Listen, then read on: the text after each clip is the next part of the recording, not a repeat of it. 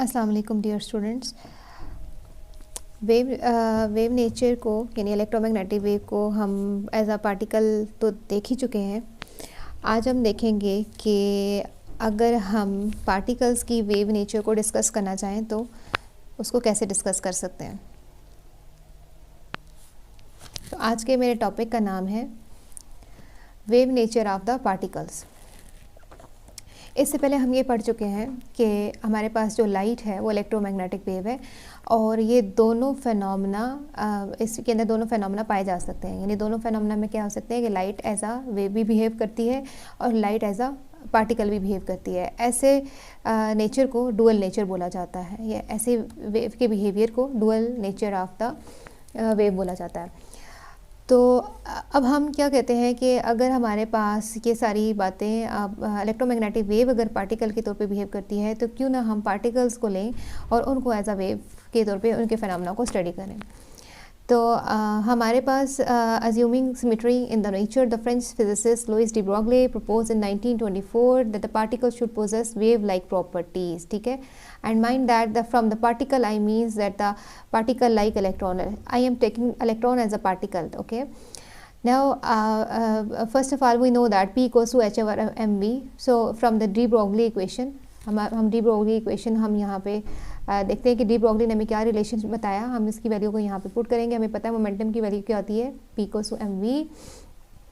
यहाँ पे मैं इसकी वैल्यू पुट कर दूँगी और क्रॉस मल्टीप्लाई कर दूँगी। मेरे पास क्या वैल्यू आ जाएगी, lambda equals to h over m v. ये बहुत फेमस रिलेशन है, इसको हम न्यूमेरिकल्स में भी सॉल्व करेंगे। इसको बोला जाता है डी ब्रोगलीज रिलेशन। ठीक है, और ये हमें बेसिकली क्या बताता है कि हमें ये लेमडा क्या है, वेवलेंथ है। ठीक है, जो कि उस पार्टिकल से एसोसिएटेड है। कौन सा पार्टिकल, जिसको अभी हम स्टडी करेंगे। ऑफ कोर्स हम पार्टिकल की वेव नेचर को स्टडी करना चाह रहे हैं, तो हम ये देखते हैं कि हम इस रिलेशन के थ्रू देखते हैं कि पार्टिकल के साथ जो वेवलेंथ है एसोसिएटेड वो कितनी है और हम उसको कैसे कैलकुलेट कर सकते हैं। तो hence electron can be consider to be a particle. ये मैं आपको बता चुकी हूँ क्लास के स्टार्ट में कि इलेक्ट्रॉन को हम एज अ पार्टिकल यहाँ पे कंसीडर करेंगे। ठीक है, फोटान के मुकाबले में तो इलेक्ट्रॉन बहुत बड़ा है ना, तो of course that is a particle. So we are considering electron as a particle. But before moving to the electron, we will take a very basic example from your daily life. Let us take a ball. ठीक है, कोई भी आप एक tennis ball ले लें। ठीक है, आप उसको आप क्या करें कि आपने उसको स्ट्राइक करते हैं जब, या उसको उसके साथ उसको आप जितना तेज़ी से मूव करवा सके तो ऑफ कोर्स यू में फील या यू में नो कि इसके साथ वेव्स एसोसिएटेड है। लेकिन क्योंकि इसका मैस बहुत बड़ा है टेनिस बॉल का, तो इसके साथ जो अब अगर मैं इस रिलेशन को ही अगर मैं सामने रखूं तो जितना ज़्यादा मैस होता है इतनी ज़्यादा जो वेवलेंथ होती है। अगर इसका बहुत ज़्यादा है तो इसके साथ इतनी जो वेवलेंथ एसोसिएटेड होती है वो क्या हो जाती है, वो कम हो जाती है। लेकिन हम इसको करना चाहते हैं साबित कैलकुलेशंस के थ्रू।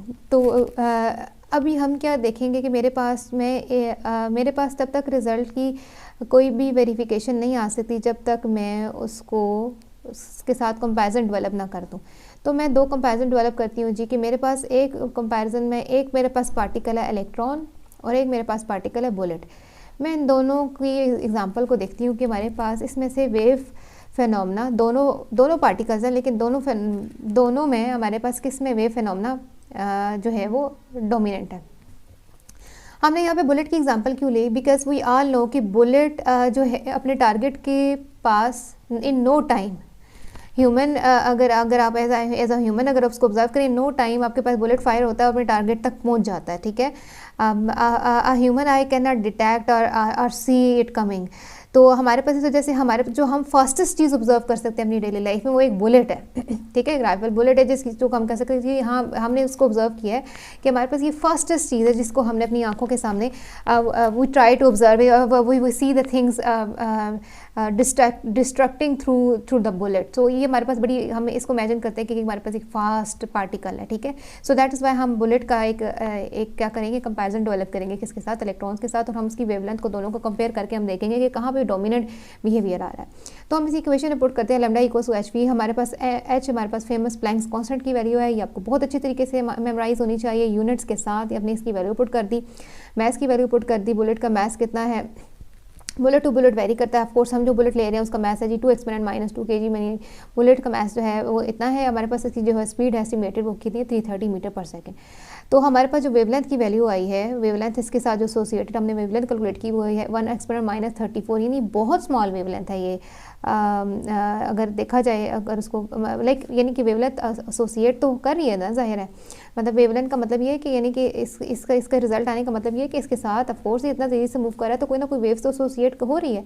तो अब हम देखते हैं कि आपके पास this wavelength is so small, यानी बहुत छोटी है, इट इज़ नॉट मेजरेबल और detectable by any of its effects. ठीक है, अब हम एक और पार्टिकल को लेते हैं। सेकंड पार्टिकल मेरे पास, पहला पार्टिकल बुलेट हो गया, डिस्कस कर लिया। अब हम उसी फार्मूला को लेके चलेंगे। फार्मूला मेरे पास क्या, लैम्डा इक्वल्स टू H/mv, और इस में हम वैल्यू पुट करेंगे इलेक्ट्रॉन के अकॉर्डिंगली इसका रिलेशन। तो एच हमारे पास क्या है, प्लैंक्स कांस्टेंट, उसकी वैल्यू पुट कर दी यूनिट्स के साथ आपने। फिर उसके बाद हमारे पास क्या है, me यानी मास ऑफ इलेक्ट्रॉन, उसकी वैल्यू हमने पुट कर दी।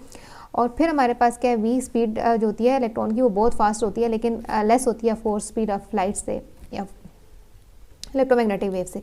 हमने जब वैल्यू पुट की तो हमारे पास ये 7 एक्सपोनेंट -10 है। अब आप एक्सपोनेंट्स में -10 को देखें और एक्सपोनेंट -34 को देखें तो कौन सा रिजल्ट आप समझ रही हैं कि आपको कौन सा रिजल्ट बड़ा है। हमारे पास ये रिज़ल्ट जो है, जितनी आपके पास पावर जो है वो नेगेटिव में छोटी होती है, आपके पास इतना आंसर बड़ा होता है। तो हमारे पास ये किसकी वेवलेंथ ज़्यादा होगी, इसकी वेवलेंथ क्या है, हमारे पास क्या है वो ज़्यादा है। तो ये कितनी वेवलेंथ है, ये आपके पास अगर हम इसको मेजर करें तो ये वेवलेंथ एक्सरे की रेंज में जाती है। यानी इलेक्ट्रोमैग्नेटिक वेव्स में मैंने आपको डिफरेंट तरह की इलेक्ट्रोमैग्नेटिक रेडिएशन डिस्कस करवाई हैं। तो हमने ऑब्जर्व किया कि हमारे पास ये एक्सरे की रेंज में आपके पास ये फॉल कर रही है। तो इस वजह से अगर मैं इन दो एग्जांपल्स को डिस्कस करूं गर्ल्स, तो हमारे पास दो एग्जांपल है, एक बुलेट है और एक मेरे पास है इलेक्ट्रॉन।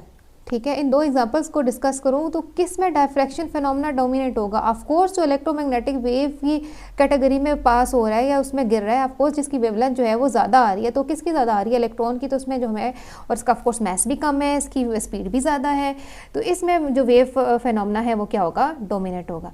अब हम इसी फिनोमेना को जो है वो डिस्कस करेंगे एक एक्सपेरिमेंट के थ्रू।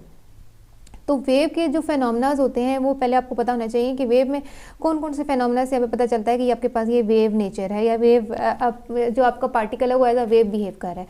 तो ये हमारे पास हम फर्स्ट ईयर में भी पढ़ के आए हैं, लेकिन आपको मैं दोबारा से रिवाइज करा देती हूँ कि रिफ्लेक्शन, रिफ्रैक्शन, डायफ्रैक्शन, इंटरफेरेंस, इस तरह के जो हमारे पास फेनोमेनाज होते हैं बेसिकली वो वेव नेचर को एक्सप्लेन करते हैं। तो अब हम देखते हैं जी कि हमारे पास डेविसन एंड जर्मन कौन थे और उन्होंने क्या किया जी।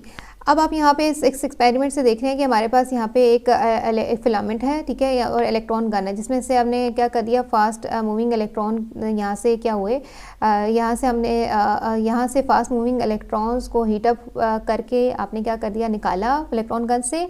जब इलेक्ट्रॉन को किसके ऊपर स्ट्राइक कर दिया, यहाँ पे निकल क्रिस्टल पे स्ट्राइक किया, ठीक है। निकल क्रिस्टल से क्या हुआ, ये यहाँ पे बेंड हो गए, यानी डिफ्रैक्शन टेक प्लेस हुई है, ठीक है। यहाँ पे बात जोर से सुनने वाली, डिफ्रैक्शन टेक प्लेस हुई है, जितने एंगल से डिफ्रैक्शन टेक प्लेस हुई है हमने वो देखनी है। और जिसकी जब ये इलेक्ट्रॉन क्या हुए, कहाँ पे स्ट्राइक हुए, जब हमने इसको एक्सेलरेट किया थ्रू सर्टन वोल्टेज और सबको, तो ये हमारे पास ये सारे कहाँ पे आए, डिटेक्टर के फॉल हुए। हमने इसके करंट को ऑब्जर्व करके कुछ कैलकुलेशंस की और हमने उस तरीके से इस इलेक्ट्रॉन की दोबारा फिर वेवलेंथ फाइंड की। और फिर हम क्या करेंगे कि एक्सपेरिमेंटल और हमारे पास जो थ्योरेटिकल रिजल्ट हम कंपेयर करेंगे और हम देखेंगे कि क्या हमारे पास ये एज अ वेव बिहेव कर रहा है, यानी वेव वाला फेनोमेना अंडरगो कर रहा है या नहीं कर रहा। So let's move to the topic. तो हमारे पास convincing evidence of the wave nature of the electron. अब हमने क्या करना है, कन्विंस करना है, अपने करना है कि जी हमारे पास क्या है, इलेक्ट्रॉन का जो फेनोमेना है वो वाकई में वेव बिहेवियर है या नहीं है। तो हमारे पास डेविसन एंड जर्मन का पूरा नाम है जी Clinton J Davisson and Lester H Germer. उन्होंने क्या बताया कि इलेक्ट्रॉन्स की जो बीम है वो डायफ्रैक्ट हो सकती है। डायफ्रैक्शन का फेनोमेना इटसेल्फ बताता है कि हमारे पास ये क्या है, ये वेव है, ये वेव वेव नेचर को क्या कर रहा है, ये सेकंड कर रहा है। तो exactly the same manner as X-ray. तो हमारे पास ऑफकोर्स एक्सरे तो है ही इलेक्ट्रोमैग्नेटिक वेव ना, खैर उसका पार्टिकल बिहेवियर भी हमारे पास हो चुका है, लेकिन अगर हम उसको जनरलाइज अगर हम करें तो हम उसको पहले एक्स रेज की फॉर्म में हम उसको एक्सप्लेन करते हैं कि एज ये आपके पास इलेक्ट्रोमैग्नेटिक वेव है। तो जी हम ज़रा देखते हैं कि हमारे पास इस एक्सपेरिमेंट में हुआ क्या कि in which electrons from the heated filament are accelerated by an adjustable voltage, यानी आपके पास हीटेड फिलामेंट से ऑफकोर्स आपने वोल्टेज एडजस्ट किया, जिसकी वजह से वहाँ से क्या हुआ, इस फिलामेंट से, इस इलेक्ट्रॉन गन से वो निकलने के बाद क्या हुआ कि इन इलेक्ट्रॉन्स के पास कोई सर्टन एनर्जी होगी। इस एनर्जी को हमने क्या किया कि the electron beam of energy is made incident on the nickel crystal. तो हम ज़रा इसको साथ साथ मैथमेटिकल भी कर लेते हैं ताकि हमारे लिए काम करना क्या हो, आसान हो जाए। हमें पता है कि V की वैल्यू किसकी इक्वल होती है, W/Q होती है, लेकिन हम यहाँ से लिख सकते हैं कि V जो है हमारे पास work done in the form of kinetic energy अभी हो रहा है, क्योंकि इलेक्ट्रॉन को हमने एक्सेलरेट करवा दी। किसको मूव करवा दिया, इलेक्ट्रॉन को एक्सेलरेट करवा दिया, मूव करवा दिया। तो Q की जगह मैं क्या लिख दूँगी, E लिख दूँगी। हम यहाँ से क्रॉस मल्टीप्लाई कर रहे हैं तो मेरे पास ये इक्वेशन कुछ इस तरह से आ जाती है, kinetic energy equals to E into V। तो मेरे पास जो न्यू इक्वेशन आई है मैं यहाँ पे लिखूँगी kinetic energy equals to E into V। ये इक्वेशन आ गई, ठीक है। बेसिक फार्मूला आपने ये वाला यूज़ करना है। अब हमने काइनेटिक एनर्जी की वैल्यू पुट कर दी, हाफ एम ई स्क्वायर और E इंटू V। V हमारे पास क्या है, इलेक्ट्रिक पोटेंशियल है, जिससे आपने जो एडजस्टेबल है 2 को मल्टीप्लाई कर दिया इस साइड पे, और हमने क्या किया, दोनों तरफ इसका इक्वेशन का हाफ एम ई स्क्वायर है तो हमने क्या कर दिया है, दोनों तरफ m से क्या कर दिया, मल्टीप्लाई कर दिया। अब यहाँ पे इसको ज़रा और से देख लें कि मेरे पास यहाँ पे 2 को मल्टीप्लाई कर दिया इधर जाके, और उसके बाद m को इधर भी मल्टीप्लाई किया, उधर भी मल्टीप्लाई किया। इधर मल्टीप्लाई करेंगे तो क्या हो जाएगा, m का स्क्वायर हो जाएगा, और वहाँ पे इसी तरीके से आपके पास आ जाएगा। अब हमारे पास यहाँ पे जो इक्वेशन आती है mv का whole square equals to 2mve। तो आपने क्या करना है, इसको अंडर रूट को ख़त्म करने के लिए क्या करेंगे, दोनों तरफ स्क्वायर को ख़त्म करने के लिए दोनों तरफ अंडर रूट ले लेंगे। स्क्वायर हमारे पास क्या हो जाएगा, ख़त्म हो जाएगा, और सिर्फ हमारे पास पीछे ये वाली फॉर्म रह जाएगी। अब हम करना क्यों चाह रहे हैं, क्योंकि हम इससे पहले ये डी ब्रॉगली का रिलेशन कुछ इस तरह का प्रूव कर चुके थे, तो इस वजह से मैं इसमें mv बना के यहाँ पे इसकी वैल्यू को पुट करते हैं और उसमें कैलकुलेशंस करके देखते हैं कि हमारे पास जो रिजल्ट नियरेस्ट रिजल्ट है वो कितना आता है, वेवलेंथ कितनी आती है इस एक्सपेरिमेंट के थ्रू, इस रिजल्ट के थ्रू जो भी हम काम कर रहे हैं। क्योंकि जब हमारे पास कुछ एक्सपेरिमेंट्स हम करते हैं तो हम उस तरह की पॉसिबल अरेंजमेंट्स बनाते हैं। तो हमने वो बना ली, एम ई की वैल्यू हमने बना ली। हमने क्या किया, डी ब्रॉगली का जो रिलेशन है या जो उसकी इक्वेशन है उसमें पुट कर दी।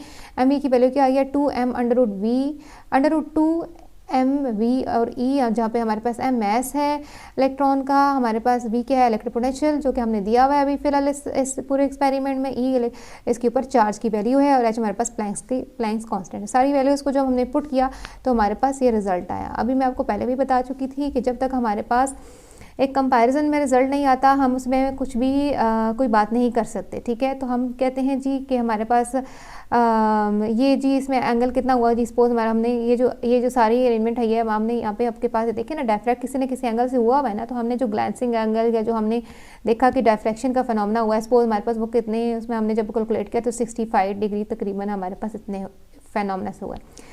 फिर हमने क्रिस्टल से डायफ्रैक्शन का फिनोमेना भी पढ़ा हुआ है फर्स्ट ईयर में, और वो हमारे पास बड़ी फेमस इक्वेशन है, ब्रैग्स इक्वेशन। थ्योरेटिकल रिजल्ट्स के थ्रू अगर हम वहाँ पे अगर हम देखें तो हमें पता है 2d sin theta equals to m lambda. This is basically the Bragg's equation. अगर मैं फर्स्ट ऑर्डर की डायफ्रैक्शन को सामने रखूं और निकल के लिए स्पेसिंग जो है ये वैल्यूज़ जो होती हैं ये अंडरस्टूड होती हैं, एस्टिमेटेड होती हैं, कैलकुलेटेड होती हैं, तो उस वजह से ये हमें पता होती है। हमने जब इसको चार्ट्स देख के डी की वैल्यू को पुट कर दिया और उसके बाद हमने यहाँ से लैम्डा की वैल्यू इधर से भी निकाल लेनी है, ठीक है। जब हमने इस वैल्यू को निकाला तो ये वैल्यू बहुत अच्छी देखिए, इस वैल्यू को देखिए 1.6 एक्सपोनेंट -10 आ रही है, और ये क्या आ रही है 1.65 exponent -10। So this value is basically excellent agreement with the theoretical predicted wavelength. तो इस तरीके से हम कह सकते हैं कि diffraction patterns have also been observe with proton. अच्छा, ये तो खैर इलेक्ट्रॉन्स के लिए था ना, ये हमने दैट मीन्स कि वी हैव ऑब्जर्व। पहले हम इसकी तरफ चलते हैं फिर प्रोटॉन की तरफ चलते हैं। यहाँ से हम कंक्लूड करते हैं कि क्या हमारे पास रिजल्ट आया कि we have successfully see that कि हमारे पास क्या हो गया कि जी हमारे पास the behaviour of electron as a wave. and mind that dear students, we are taking electron as a particle, and in this whole arrangement we have discussed that electrons are successfully diffracted, and the phenomena of diffraction is basically which has been undergone by some wave. So basically electron is behaving as a is behaving significantly as a wave, या wave nature, या उसकी भी जो wave nature हमने observe किया वो हमने कौन सी ऑब्जर्व की है, that is basically wave through these experiments. तो यानी कि जो डिफ्रैक्शन वगैरह के हमने जो फिनोमेना उसको देखा, तो डिफ्रैक्शन फिनोमेना जो है वो आल्सो हमने ऑब्जर्व कर लिए जी प्रोटॉन, न्यूट्रॉन, हाइड्रोजन एटम वगैरह के लिए जो हमारे पास लाइट एटम्स हैं, ठीक है। लेकिन जैसे जैसे हम जाहिर सी बात है हम जब हैवी एटम्स की तरफ, हैवी पार्टिकल्स की तरफ जाते जाएंगे, बेशक हमारे डेली लाइफ में उनकी स्पीड ज़्यादा है, इतना ही उनका वेव नेचर का जो फिनोमेना है वो कम होता जाएगा, और उतना ही हमारा उस तरीके से, जैसे फॉर एग्जाम्पल हम डिफ्रैक्शन जो है बुलेट के लिए नहीं फाइंड आउट कर सके थे। तो जी हमारे पास ये क्या हुआ, इस वर्क के लिए किस किस को नोबेल प्राइज़ मिला जी, Prince Louis de Victor de Broglie को इसने काम के लिए क्या मिला, नोबेल प्राइज़ मिला फिज़िक्स में, और Clinton Joseph Davis and Germer को भी जो है नोबेल प्राइज़ मिला 1937 में for experimental confirmation of the wave nature of the particle. That was all about today's lecture.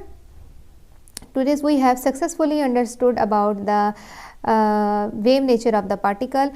इंशाल्लाह अगले लेक्चर में आप लोगों से मुलाकात होगी, तब तक अल्लाह हाफ़िज़।